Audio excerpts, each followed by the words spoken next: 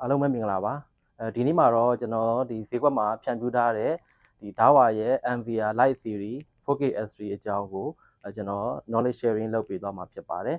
ဒီ NVR ပေါ်မှာကျွန်တော်တို့ရနိုင်တဲ့ basic feature တွေကဘာတွေပါလာမလဲနောက်တစ်ခုကကြတော့ကျွန်တော်တို့ဒီ AI application တွေရောဘာတွေအသုံးချလို့ရမလဲနောက်ဆုံးတစ်ခုအနေနဲ့ကတော့ဒီပေါ်ကနေပြီးတော့ကျွန်တော်တို့တချို့ဒီ operation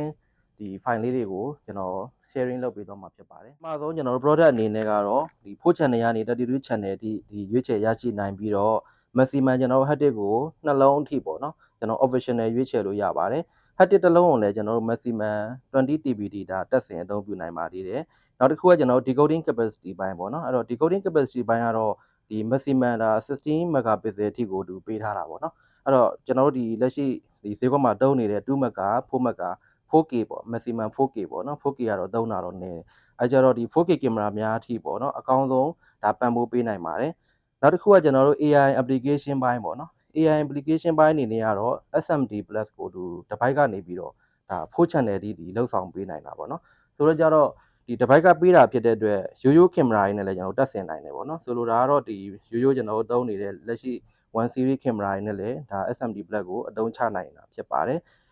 နောက်တစ်ခုကတော့ကျွန်တော်တို့ဒီ AI function တွေဖြစ်တဲ့ဒီ parameter protection ကို6 channel ထိပေးထားတယ် face detection နဲ့ recognition ဘိုင်းကိုကြတော့ဒါ all channel အနေနဲ့ပေါ့နော်ဒါကတော့ကင်မရာကနေပြီးတော့ AI စနစ်ပါခဲ့တယ်ဆိုရင်ဒီပုံမှာတက်ဆင်နိုင်တာဖြစ်ပါတယ်ကျွန်တော်တို့နောက်ထပ်ဒီ basic function ထဲမှာဆိုလို့ရှိရင်ဒီကျွန်တော်တို့နောက်ပိုင်းမှာကင်မရာမှာလည်း smart jewel light တွေဖြစ်လာတယ်ပေါ့နော်အဲ့တော့ smart jewel illumination ကိုပံ့ပိုးပေးတဲ့ function ပြီးရင်ကျွန်တော် APTC ပေါ့နော် APTC function ကတော့ကျွန်တော်ဒီ PD ကင်မရာတွေပေါ့ PD ကင်မရာတွေမှာဆိုလို့ရှိရင်ဒါ APTC နဲ့ပေါင်းဆက်ပြီးတော့လူတည်တဲ့ကားတွေတက်ဖြစ်ရင်တိနိုင်တဲ့အသေးစိတ် detail ပြနိုင်တဲ့ function တစ်ခုပေါ့နော်ဒီ APTC function ရဲ့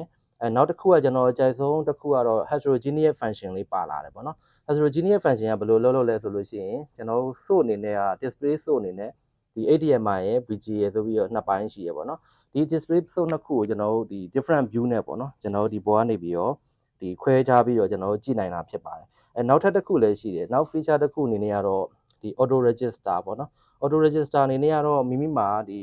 public IP ရှိတယ်ဆိုလို့ရှိရင်ဒါကိုယ့်ရဲ့ central storage အနေနဲ့ပေါ့နော်ဒီ NVR မှာ